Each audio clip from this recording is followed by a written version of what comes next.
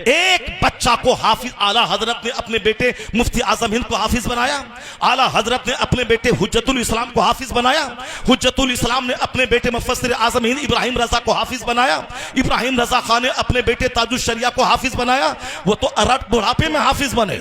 आला हजरत तो जब आलिम फाजिल बन के दिन की खिदमत करने लगे तो वह साल से पहले वो 1 महीने में हाफिज बने, पर उनके बाप मुफ्ती नकी अली खान ने हाफिज नहीं बनाया। चूंकि सिर्फ कोरा हाफिज बनना कमाल नहीं है, इल्मे दीन सीखना, आलिम दीन बनना, फकीह बनना, ये कमाल की बात है। सुभान अल्लाह, बेशक सुभान अल्लाह। अभी जो सिर्फ हिफ्ज पे जोर दिया जा रहा है, ये जाहिल हाफिज को जो पैदा किया जा रहा है, इसके इतना मसाइल इसको मालूम है, न दीन इसको मालूम है, न उसको इसके दिल में अल्लाह का खौफ और डर है। इसीलिए तो दाढ़ी है नमाज नहीं है, टोपी है नमाज नहीं है। दाढ़ी मुंडा ले, दाढ़ी मूंडना उतना बड़ा हराम नहीं है जितना बड़ा हराम नमाज़े पंजगाना छोड़ना है। जुब्बा पहनना जरूरी नहीं है, नमाज पढ़ना जरूरी है। सर पे टोपी पगड़ी पहनना जरूरी नहीं है, नमाज पढ़ना जरूरी है। पगड़ी पहनना सुन्नत है, टोपी पहनना सुन्नत है, दाढ़ी रखना सुन्नत है, वाजिब के करीब है। लेकिन अगर कोई दाढ़ी मूंड लेता है तो उतना बड़ा हराम नहीं है जितना बड़ा हराम जोहर असर मगरिब इशा छोड़ना है। जी, दाढ़ी है नमाज नहीं है, जलसे दस्तार बंदी है नमाज नहीं है। क्या है ये तमाशा? ये तमाशा इसीलिए है क्योंकि हमने आपकी अकीदत का गलत इस्तेमाल किया।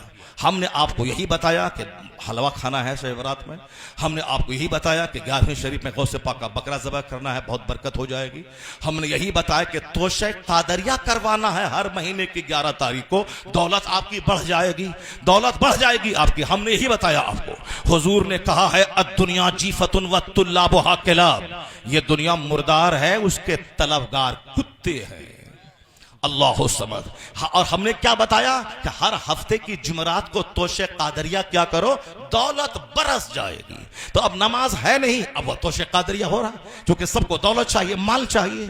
बगदाद जाओगे तो दुआ कबूल होती है, वहां जो चला जाए मालामाल हो जाएगा। इसलिए बंबई का सारा सेट वो बगदाद जा रहा है, क्योंकि उसको माल बढ़ाना है, उसको मॉल बनाना है, उसको मार्केटिंग कम्प्लेक्स खरीद करना है, उसको फॉर्च्यूनर गाड़ी खरीदनी है। अगर किसी को पता चल जाए कि अजमेर का बाबा फॉर्च्यूनर देता है, इसीलिए वह 20,000 खर्चा करके अजमेर चला गया। वहां नहीं गया कि बाबा 97 ईयर्स आपकी थी और आप 4 साल की उम्र से नमाज पढ़ते थे, 30 साल अपने मुर्शिद का बिस्तर ढोया सफर में, हजर में, और फिर हिंदुस्तान में आके 97 साल का जो आखिरी दिन दुनिया में था, उस दिन भी आपने नमाज नहीं छोड़ी।